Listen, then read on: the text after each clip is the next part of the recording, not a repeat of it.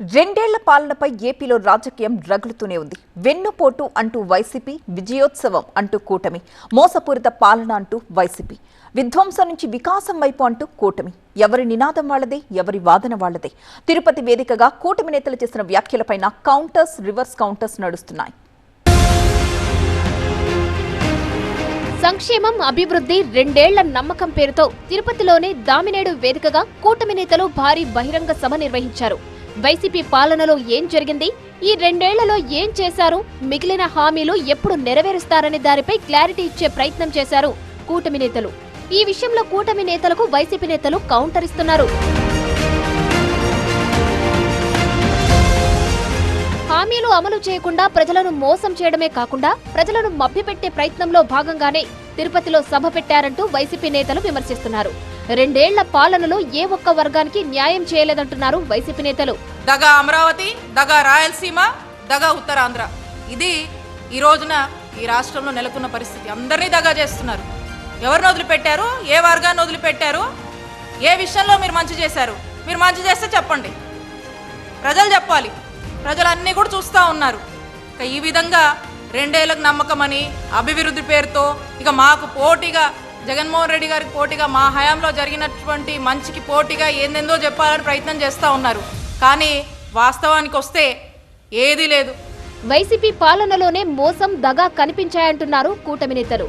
ప్రజల్ని పీడించి పరిశ్రమలను తరిమేసిన వైసీపీ నేతలకు కూటమిపై విమర్శించే అర్హత కూడా లేదంటున్నారు అధికార పక్ష నేతలు. ఈరోజు మేము ప్రజాస్వామ్యాన్ని గౌరవిస్తాం కాబట్టి మీరు రోడ్డు మీద వస్తున్న విషయాన్ని కూడా మర్చిపోతున్నారు. ఈరోజు మీరు చేసేటువంటి అకృత్యాలని ప్రజలు తీవ్రంగా గ్రహించిన విషయాన్ని గుర్తు తెచ్చుకో. ఏదైనా కానీ సిద్ధంగా ఉండు. తొందరలోనే మీ తాడేపల్లి ప్యాలెస్ కూడా నువ్వు చేసిన అకృత్యాలు బయటకు వస్తున్నాయి. నీ ఇంటిలో దాకా ఈ మూలాలు వచ్చినాయి అంటే నువ్వు ఎంత దుర్మార్గ పాలన చేసావో. అంటే నీ సీటు కోసం చిన్నాన్నను రాజీనామా చేసే పోటీ చేయడం కోసం, నీ పదవి సానుభూతి కోసం సొంత చిన్నాన్నని గొడ్డలు వేటే ఇచ్చావు.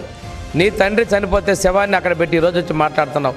నా తండ్రిని చంపేశారు, నా చిన్నాన్నను చంపేశారు. తల్లిని చెల్లిని రోడ్డు వేసిన వ్యక్తికి 30,000 మంది ఆడపడుచుల యొక్క పుస్తలు దిగిందంటే నీకు బాధ ఎలా ఉంటుందో కూడా ఒక్కసారి ఆలోచించుకో జగన్ రెడ్డి. ఆడబిడ్డ నిధి దగ్గర నుంచి నిరుద్యోగ భృతి వరకు ఏది అమలు చేయకుండా ప్రజలను మోసం చేశారని అంటున్నారు వైసీపీ నేతలు.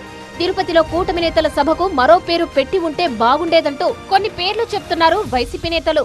రెండేళ్ల వెన్నుపోటు, సంక్షోభం, అలాగే అరాచకం అని పేరు పెట్టుంటే చాలా బాగుంటుందని ఈ రాష్ట్ర ప్రజలందరూ అంటూ ఉన్నారు. ఆడబిడ్డ నిధి అనేది మేము ఇవ్వలేము అని ఇండైరెక్ట్గా చెప్తూ ఉన్నారంటే మీరు మహిళల్ని వెన్నుపోటు పొడిచారు. ఎప్పటికైనా ఇచ్చిన హామీలన్నీ అమలు చేయండి. ముఖ్యంగా ఆడబిడ్డ నిధిని అమలు చేసి తీరాలి. లేకపోతే మీ మెడలు వంచైన ఈ రాష్ట్ర మహిళలతో కలిపి మేము పోరాటం చేస్తామని తెలియజేస్తూ ప్రజలను వెన్నుపోటు పొడిచిన చరిత్ర జగన్దేనంటూ కౌంటర్ ఇస్తున్నారు టీడీపీ నేతలు. జగన్ పాలనలో రేట్ల పెంపు, మద్యం పాలసీ, విద్యుత్ ఛార్జీలు సహా పలు అంశాలను ప్రస్తావిస్తూ కౌంటర్ ఇచ్చారు మంత్రి కొల్లు రవీంద్ర. ఈ 2 సంవత్సరాల కూటమి ప్రభుత్వం ఇవాళ చేసినటువంటి పనుల్ని ప్రజల ముందుకు తీసుకెళ్లడానికి ఒక కార్యాచరణ చేసుకుని మేము ముందుకు వస్తా ఉన్నాం. ఇవాళ 5 సంవత్సరాలు ఏమీ చేయకుండా ఈ ప్రభుత్వం నిబద్ధతో ఈ కార్యక్రమాలను చేసుకుంటూ ముందుకెళ్తా ఉంటే దొంగ నాటకాలు ఆడుతూ ఇవాళ గొడ్డల పార్టీ మరొకసారి మనల్ని మోసం చేయడానికి బయలుదేరుతా ఉన్నారు. మరోవైపు తిరుపతిలో ఏపీ సాధు పరిషత్ ఆధ్వర్యంలో హిందూ గర్జన జరిగింది. వైసీపీ పాలనలో ఆలయాలపై దాడులు జరిగాయని, కూటమి ప్రభుత్వం హిందూ ధర్మాన్ని కాపాడుతోందని అన్నారు. ఖచ్చితంగా తిరుపతి ప్రజలందరూ కూడా కరుణాకర్ రెడ్డిని తరిమి కొట్టాలని, తిరుపతి నుండి ఇలాంటి దేవుడికి అపచారం చేసే వ్యక్తులకి ఎట్టి పరిస్థితుల్లో ఈ పుణ్యస్థలంలో చోటు ఉండకూడదు. తిరుపతిలో ఇటువంటి వ్యక్తుల్ని ఖచ్చితంగా ప్రజలు గుణపాఠం చెప్పి తరిమి కొట్టాలని ఈ సందర్భంగా మేము సాధు సంతులందరి ద్వారా పిలిపిస్తున్నాం. రామరాజ్యం మనకు వచ్చింది, రాక్షస పాలన పోయింది. అటువంటి నినాదాలతో ఈరోజు హిందువులందరికీ కూడా పిలిపివ్వడం జరుగుతుందని ఈ సందర్భంగా మేము తెలియజేసుకుంటున్నాము. మొత్తంగా రెండేళ్ల పాలన గురించి వైసీపీ ప్రస్తావిస్తే వైసీపీ 5 ఏళ్ల పాలనను ప్రస్తావిస్తూ కౌంటర్ ఇస్తోంది కూటమి.